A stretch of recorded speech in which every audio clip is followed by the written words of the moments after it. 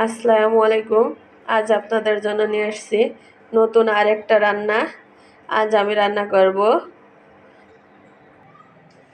বাটা মাছ, broccoli এবং সিম দিয়ে।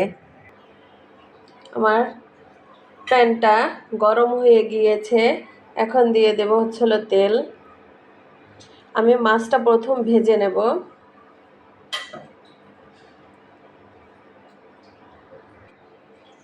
তেলটা গরম হয়ে গিয়েছে, এখন আমি মাছ দিয়ে দেব।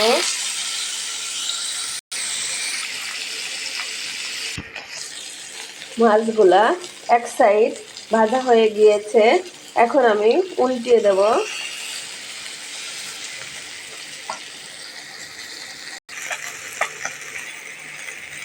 মাছগুলোকে আমি এপিঠ আর ওপিঠ করে ভালো করে ভেজে নিয়েছি। এখন নামিয়ে রাখবো। একটা কড়াই দিয়েছি, কড়াইটা গরম হয়ে গিয়েছে, এখন দিয়ে দেবো হলো তেল।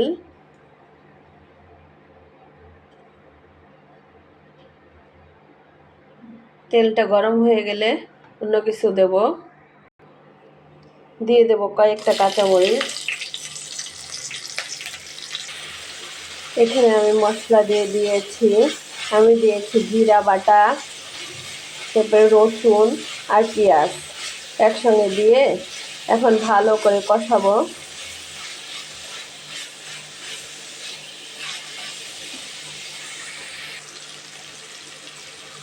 দিয়ে দিয়ে দেব 1 চামচ হলুদ,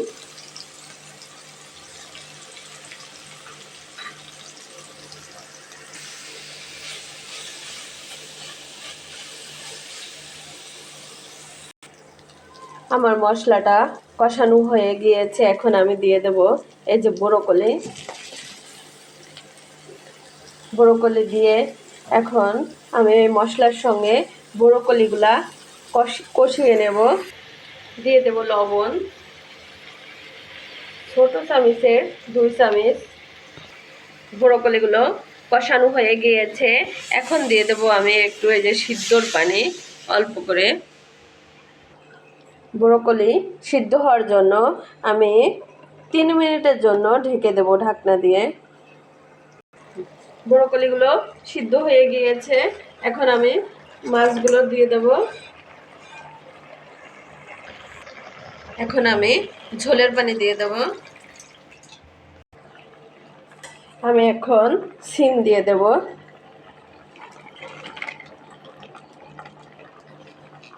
সিম দিয়ে 2 মিনিটের জন্য ঢেকে দেব।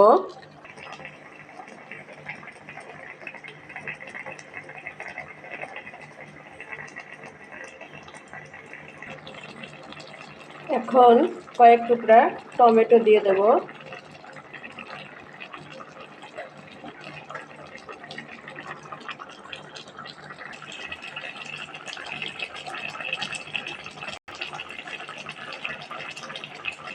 আমার তরকারিটা প্রায় হয়ে গিয়েছে, এখন আমি ধনেপাতা দিয়ে দেব।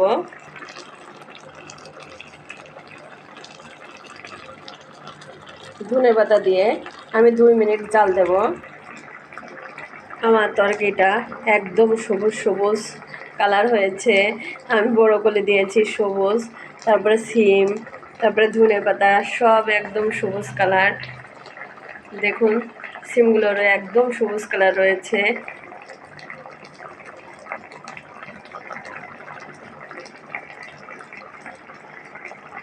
আমার রান্নাটা প্রায় কমপ্লিট। আপনারা এভাবে রান্না করুন, দেখুন তরকারিটা অনেক সুস্বাদু হবে, খেতে অনেক টেস্টি হবে। এখন আমি তরকারিটা নামিয়ে ফেলব। বাটা মাছ, ব্রোকলি, সিম দিয়ে রান্না করাই যে আমার শেষ।